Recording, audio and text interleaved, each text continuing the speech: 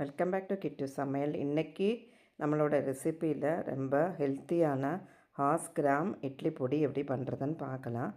இதுக்கு ஒரு கடாயில் ஒரு 2 கப்புக்கு காஞ்ச மிளகா, ஒரு கைப்பிடி அளவுக்கு கறிவேப்பிலை, அப்புறம் கொள்ளு வேணும். கொள்ளு நல்லா க்ளீன் பண்ணி எடுத்துக்கணும். கல் ஏதாவது இருக்கான்னுலாம் பார்த்து நல்லா க்ளீன் பண்ணி அது ஒரு கப் எடுத்துக்கணும். ஒரு கைப்பிடி அளவுக்கு கறிவேப்பிலை, ஒரு 1/2 கப்புக்கு ஒயிட் எள்ளு, அப்புறம் ஒரு பிஞ்சு பெருங்காயத்தூள் இது கடைசியாக சேர்த்துக்கணும். அப்புறம் அதுக்கு அடுத்தது பூண்டு ஒரு 3 பல்லுக்கு பூண்டு நல்லா தோல் எடுத்து க்ளீன் பண்ணி அதில் போட்டுறணும். ஸோ இதெல்லாம் ஒரு நல்லா ட்ரை கடாயில் போட்டு நல்லா வறுத்து எடுக்கணும். உளுந்து தோல் போட்ட உளுந்து ஒரு 2 கப்புக்கு எடுத்திருக்கேன். அதை டைரெக்டாக நான் கடாயில் போட்டிருக்கேன்.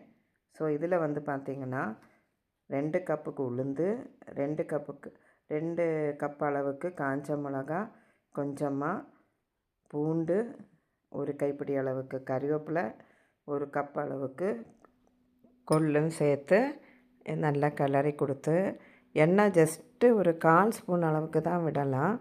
இதை எல்லாமே வெயிலில் காய வச்சு எடுத்தால் சீக்கிரமாக வறுத்துடும். இல்லைன்னா கொஞ்சம் பார்த்து கிளறி கொடுத்து நீட்டாக வறுத்தெடுக்கணும். இந்த எள்ளு இதில் வெடிக்க ஆரம்பிச்சிடும். அதுக்கப்புறம் நம்ம ஆஃப் பண்ணிக்கலாம். இது கொஞ்சம் டைம் ஆகும் இந்த 1/2 கிராம் வறுத்து வர்றதுக்கு.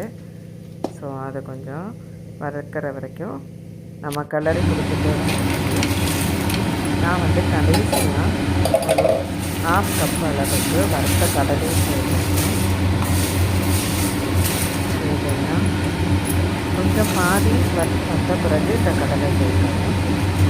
இது நான் காய வச்சாக்கிறதுனால எனக்கு மிளகா கொஞ்சம் டைம் எடுத்தது வறுத்துட்டு நம்ம இது வீட்டில் காய வச்சுருக்கோம்னா காஞ்ச மிளகா சீக்கிரமாக வறுத்தெடுத்துடணும்.